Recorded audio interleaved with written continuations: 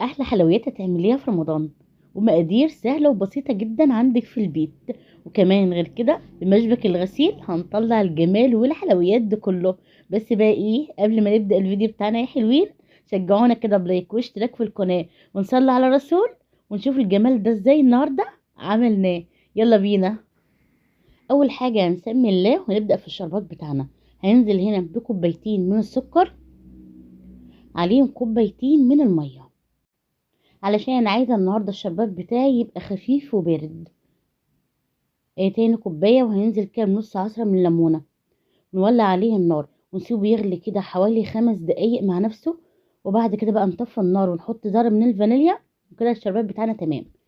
هنا بقى هنبدا ايه، نعمل العجينه بتاعتنا. هينزل كده ببيضه بيضه مش اكتر، ومعاها كده ذره من الفانيليا، وكمان معانا هنا معلقه من الخل، علشان العجينه بتاعتنا تبقى هشه وتضيع ريحه الزفاره تماما.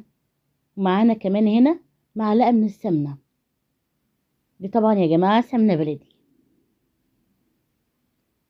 وكمان ذرة من الملح. وهنقلب بقى كويس جدا البيضة كده مع معلقة السمنة بتاعتنا. معلقة السمنة دي بالجرام 50 جرام، يعني خدتها كده بالنظر.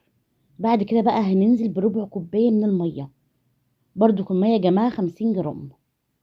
وبعد بقى ما قلبناهم كويس جدا، معايا هنا كوبايتين من الدقيق، طبعا نخلينهم كويس جدا.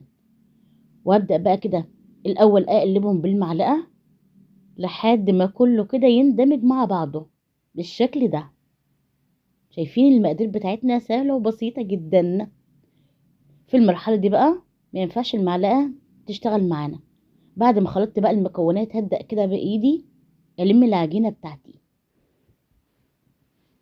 بالشكل ده.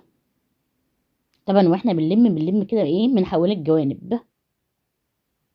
طبعا حسيت العجينة بتاعتي محتاجة شوية مية، نزلت ب3 معالق مية مش اكتر يا جماعة. يعني العجينة اخدت معايا ربع كوباية مية و3 معالق. وقعدت بقى كده الم فيها لحد ما اصبحت معايا بالشكل ده. ما شاء الله، العجينه معايا مخدومه كويس جدا ولينه في نفس الوقت. كده بقى خلاص تمام. هنزل بقى هنا، ما شاء الله شايفين العجينه عامله ازاي. هنزل بقى هنا بشويه كده ورشه من النشا. وبعد كده بقى هغطيها كده واسيبها نص ساعه كده تريح معايا. بعد ما ريحت معايا كده شويه، طبعا العجينه بتاعتنا ما فيهاش لا بيكنج باودر ولا خميره عشان تخمر معانا، بس لازم ايه نسيبها كده تريح معانا عشان لما نيجي نفردها تتفرد معانا بكل سهولة. رشيت هنا بقى رشة من النشا عشان بس العجينة متلزقش معايا وانا بفردها، بس رشة بسيطة جدا ما تكتريش. وهنبدأ بقى كده نفردها بالشكل ده. انا عايزاها مفروضة معايا تماما، وعايزاها بقى ايه رقيقة جدا. حاولي بقدر الامكان تفرديها كده من جميع النواحي. هفرد فيها كده لحد ما تصبح بالشكل ده. شايفين سمكار رقيق جدا. بأي بقى قطاعة عندك، طبعا انا اخترت القطاعة دي اللي هتعمل شكل التورقات اللي معايا. يعني حاولي بقى لو عندك قطاعة كده بنفس الشكل او مقربة للشكل ده، اشتغلي بيها عشان تطلع معاكي الشكل اللي هتشوفيه في الاخر معايا. شايفين بعد ما قطعت كده الكمية كلها، شايفين شكلها عامل ازاي، عاملة زي الترس كده، وفي نفس الوقت رقيقة جدا. هبدأ بقى بس ايه اشيل الزوايد، والزوايد بتشال معايا كده ايه بكل سهولة.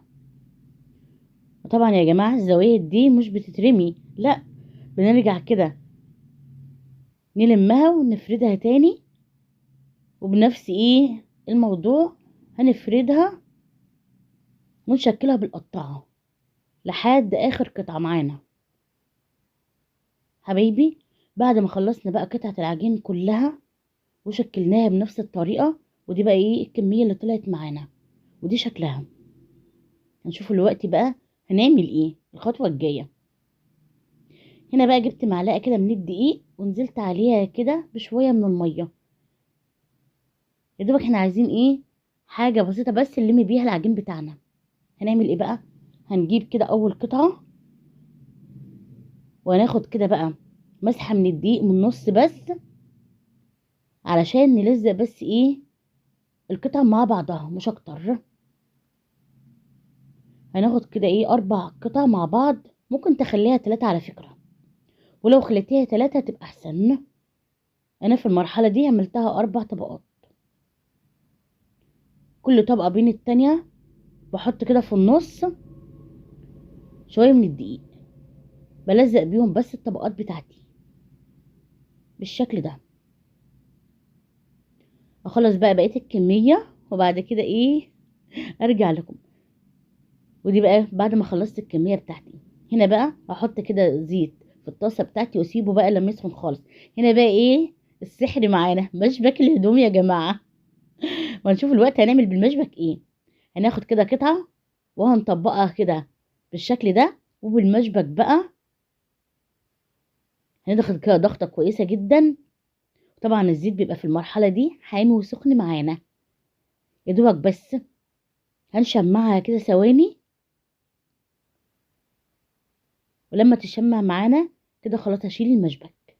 عرفتوا بقى المشبك لازمته ايه معانا؟ شايفين يا جماعة، هو اللي هيدينا الشكل كده في الاخر. طبعا المشبك ده بيبقى غسلاه كويس جدا، عشان الناس هتقول لي بقى انت بتشتغل مشبك الهدوم، انا غسلاه كويس جدا يا جماعة. شايفين، ثانية بس كده اول ما تشمع، وبعد كده خلاص بنطبقها كويس جدا وبنضغط كده عليها من ورا بالشكل ده. ولازم بقى المشبك ايه علشان متفكش معانا. عارفين ان دي مجرد طبقات، عبارة عن طبقات، فالمشبك بقى هو اللي بيمسك الطبقات بتاعتنا. مم. شايفين سهلة جدا، مفيش فيها اي صعوبة. وطبعا في المرحلة دي النار بتبقى ايه وسط معانا علشان تستوي. وطبعا علشان انا مش حاطة سكر في العجينة بتاعتي فبتاخدش لون بسرعة.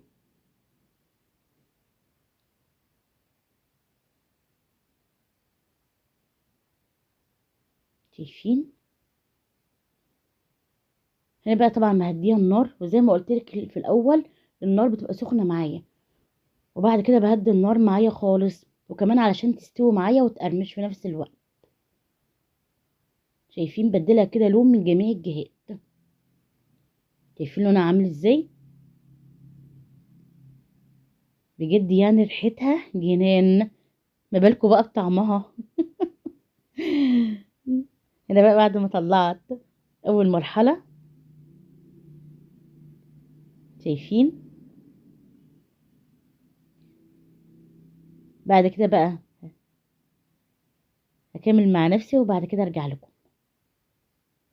حبايب قلبي، شايفين شكلها عامل ازاي؟ طبعا هي لسه سخنة مش عارفة امسكها، فوريكي بس شكلها عامل ازاي. هنا بقى بعد ما خلصت الكمية هكب عليها الشربات كده مرة واحدة، دايرة كده على طول،